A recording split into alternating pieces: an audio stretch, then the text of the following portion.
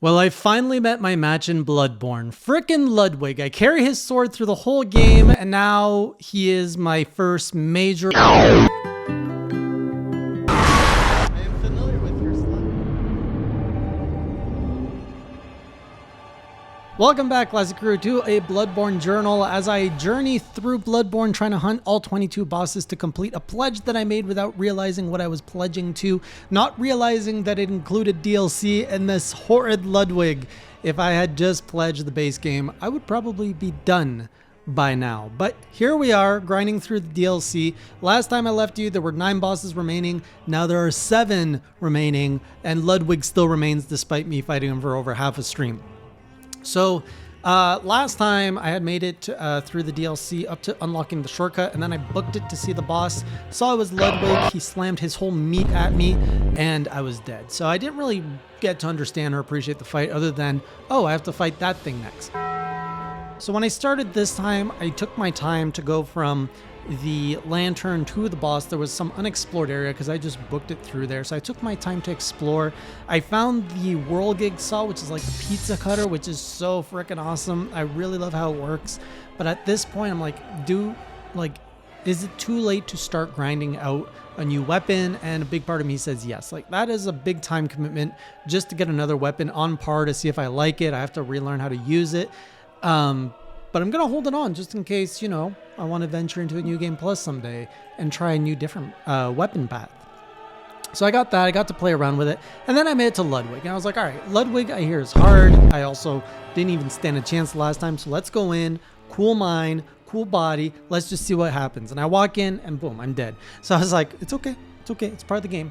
My mind is not picking up what the boss is throwing at me. So you just got to keep going in. So a few slaughters later, I finally understood that, okay, he screams, he slashes, and I started to understand his moveset. And more importantly, I learned it's all about the dodge left. Always dodge left. So when he comes at you, you dodge left. He swipes at you, dodge left. He screams at you, dodge left. Everything can be avoided by dodging left, and then it just becomes a timing thing, of which I was not very good at, so I kept missing it. But it didn't take me too long to get phase 1 down and to learn that there is a phase 2, of which everybody seems to like really love and get really excited about. I honestly don't understand the hype. But anyways, here we are at phase 2 where he has Moonlight Sword. And I can't say I've learned anything because I got to see phase 2 maybe half a dozen times last stream, and I can't say I know how to fight him because I didn't even come close to killing him. Like, I just cannot stay alive against his second phase, which means I can't recognize his attacks and I can't defend or counter them. So that's where I am with this wall. I just can't dodge this thing. He swings so many things. I get caught in his combos and I'm dead. No. Now, I've done a little bit of research to prepare myself for the next stream, and I've learned that you have to be extremely patient with this phase 2, and I've learned that not locking on is very helpful because then you can roll and you get more iframes apparently. So I'm going to try that next stream. I'm really looking forward to trying that because he looks very like Nameless King in terms of fight, where it's like, oh, these massive like sword swing combos, and you just got to like roll, swing once, roll, swing once. So I think if I can get in the pattern, and from what I've seen, it's don't lock on, roll to the left, stay to his butt, and when you're sure he's not attacking, smack it. And then keep repeating. And I think I can do that. Also, I'll be in a fresh mindset. My personal stamina will be back. So I have a lot of confidence that in the next stream, it might take some time, but I'm going to come at it refreshed. I'm going to come at it with new appreciation of what this boss can do. And it's all going to be about, you know, let's just put 2 and 2 together. This boss takes about 3 minutes to kill, maybe 3 to 5 if you're good.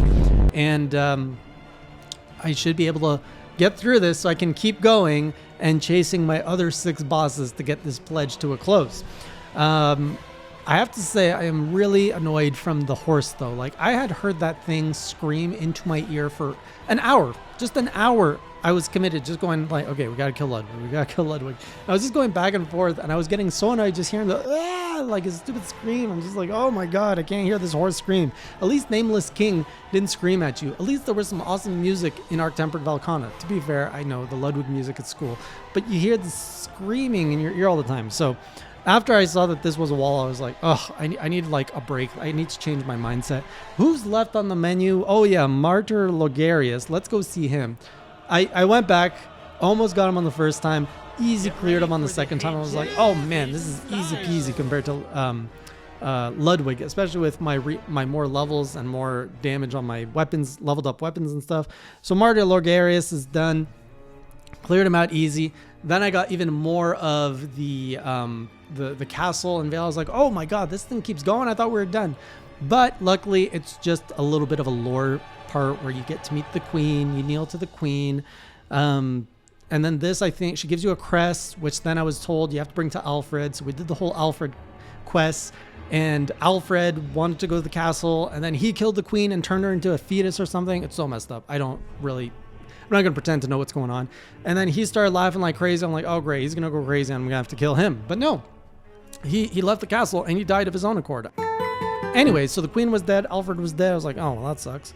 I started getting some levels. So I looked into like, what should I level at this point? I think I'm at level 75. My strength is at 40. So I hear it's soft cap. So I was about to level. I go to level up my strength and I could get 3 more attack points by leveling up strength. And then I looked at my skill, which is at level 12. It's like, and moving that up gave me 7 more points of strength to my attack. So I was like, oh my god, it's time to level up skill. So I've just been dumping all the levels I get, go straight into skill, and I get like 5 to 7 more attack on each level. It's just great. So I'm really buffing up my attack by leveling up skill at this point. Then I was like, oh yeah, there's still that daughter of the cosmos, Bredis or whatever. Let's go see her. And then I got her on the first try. So this was my second try ever at her. And I just went at her and I was like, all right, let's not lock on. Let's avoid the tentacles and let's smack the bum. Good old typical Dark Souls strategy. Worked like a charm. So she died. I can't say she was much of a challenge. I think Ludwig just made everything so ridiculously hard. All these other bosses just like boom, boom, boom. And then I got to go to a pillar and grab something which like rewinds time. So I brought it back to the queen. We turned the fetus back into the queen. And it's like nothing ever happened. So Alfred died for nothing, which is another sad ending. And then after that, I went back to Ludwig, thinking I was refreshed. I wasn't. I tried putting fire on my sword. It killed phase 1 faster, but it didn't really do a big difference. I tried going into like single hand sword mode for Ludwig, phase 2. It was better. It gave me more time to react, but it didn't make a big dent in my gameplay. So, I don't know. I have to try a whole bunch of things next week to see what happened. So with all that done, I have really little place to go. So I didn't want to, I was late. It was tired. So I'm like, you know what? Let's just go grind chalices. So I went through the root chalice to get all the blood I need to unlock the medium chalice. There's like a story progression to the chalices. So I think I finished the root, unlocked the next one, which I think is the central chalice. I'm almost done, or I think I did finish the central chalice, which now takes me to another chalice. And at this point, this stuff is like super easy. Everything dies to 1 hit. So I'm just kind of clearing through that, picking up items and things that can hopefully level up some of my other weapons just for funsies. And it's just kind of a nice breather when I don't want to be banging my head against Ludwig. So the next stream, if you want to follow along, will be me playing with Ludwig for, I hope, not 4 hours. And then I'll be taking a break on Ludwig for chalices. And if I break through, well, then I get to see what the other bosses are in this DLC. I have to say, despite the BS, I'm a fan. Like, I don't think Ludwig is a bad fight. I just think the game asks a lot of you, and I've seen this in those other epic fights I've had in Monster Hunter, Dark Souls, and this one is no different. It's just, you got to persevere, you got to be patient, and you just got to get your reflexes aligned and notice how the boss moves, see the tails, put it all together, and we're going to get over it. So I'm convinced. I'm not like fearful. I'm like, okay, we've done this dance before. We can get through this. I got you. So let's see if I can take down phase 2 Ludwig next week, or tonight, I should say, when this video comes out. And hopefully I'll see you then. Otherwise, I'll see you on the next journal. And until next time, keep it classy.